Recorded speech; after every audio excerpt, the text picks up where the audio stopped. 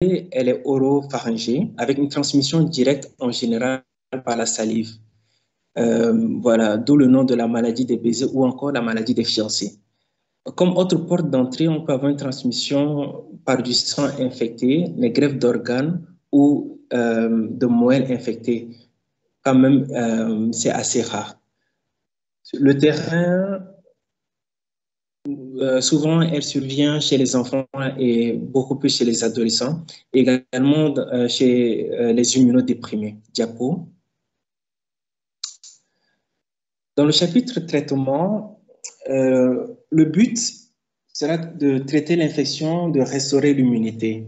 Comme moyen, c'est essentiellement les moyens symptomatiques avec parfois de la corticoïde, une chimiothérapie anti-CD20 avec le ritizumab, les antipyrétiques avec du paracétamol, les antiviraux anti-herpès sont également étudiés, moyennement actifs in vitro sur la réplication d'Epstein-Barr et inactifs sur les formes latentes de lymphoprolifération. Diapo. L'indication, il n'y a pas de traitement spécifique pour la mononucléose parce que l'origine, elle est virale. Les antibiotiques sont inutiles et même l'ampicilline et l'amoxicilline est déconseillée. Les antalgiques et les antipyrétiques, le paracétamol, peuvent être administrés pour soulager la douleur et baisser la fièvre.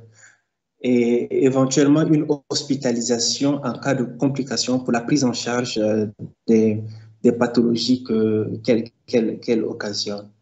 Donc, dans le chapitre de prévention, comme nous l'avons dit tantôt, il n'existe pas de vaccin.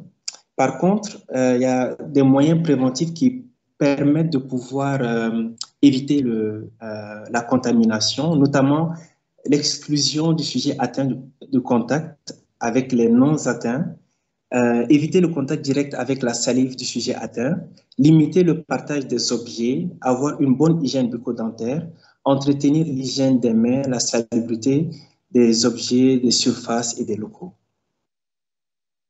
Diapo. Comme conclusion, nous pouvons dire qu'il s'agit d'affections rares chez les enfants d'âge préscolaire, mais fréquentes chez les adolescents en milieu scolaire. Nécessite une bonne analyse clinique. La guérison est spontanée, mais le risque de complications graves n'est pas exclu. La prévention passe par le respect des mesures d'hygiène des mains et bucco-dentaires. Nous vous remercions. Merci pour la présentation. Est-ce qu'il y a des interventions de la part des collègues?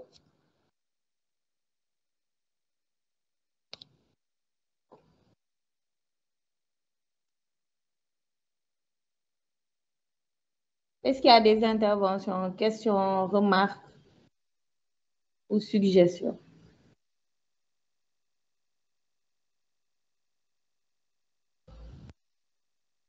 J'ai l'impression que vous me laissez parler seul dans le vide. Ou bien vous êtes allé vaquer à vos occupations tranquillement.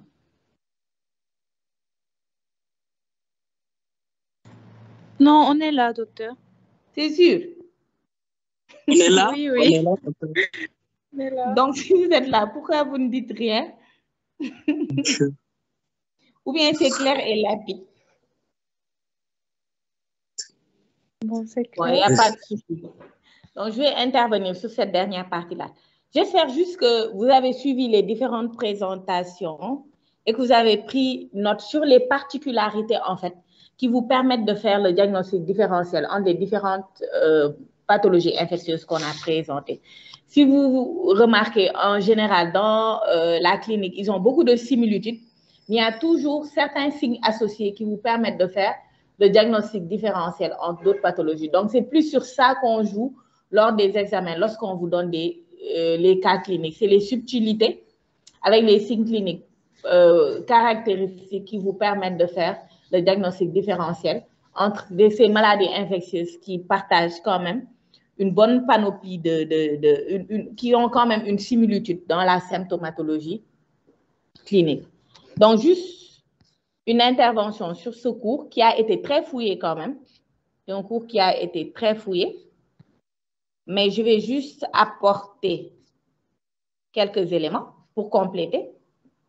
Également pour l'épidémiologie. Vous avez fait une recherche épidémiologique. On voit que vous avez fait une recherche de revue de la littérature. Mais il faut savoir que le virus de l'Epstein-Barr virus, comme on dit, l'Epstein-Barr virus, il se propage par contact intime entre les personnes sensibles et les excréteurs. Donc, il faut que les personnes qui le contractent en général, ce sont les personnes qui ont une sensibilité marquée pour ce virus. Et le principal réservoir, c'est l'homme.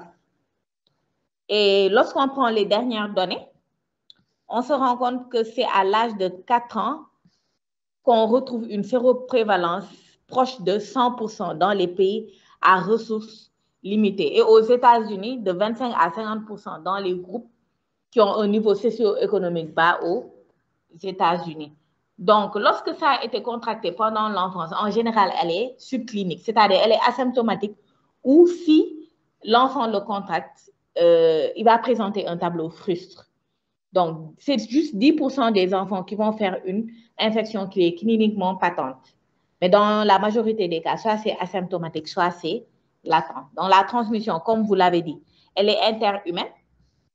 Donc, il faut savoir que le virus de l'Epstein-Barr, malheureusement, il est présent dans les sécrétions salivaires à vie. Lorsqu'on le contracte, il va se loger dans les glandes salivaires et y rester à vie. Donc, pendant toute sa vie, la personne va excréter ce virus dans sa salive et il peut contaminer une personne lorsqu'il y a un contact étroit avec cette salive-là. Il faut savoir que la transmission par le lait maternel est également décrite. Donc, ce virus est excrété dans le lait maternel. Donc, une mère porteuse du virus peut contaminer son nouveau-né. Et la transmission sexuelle par les sécrétions génitales. Donc, pour la pathogénèse, je ne reviens pas, vous avez fait une très bonne description de cette pathogénèse-là. Donc, pour la clinique également,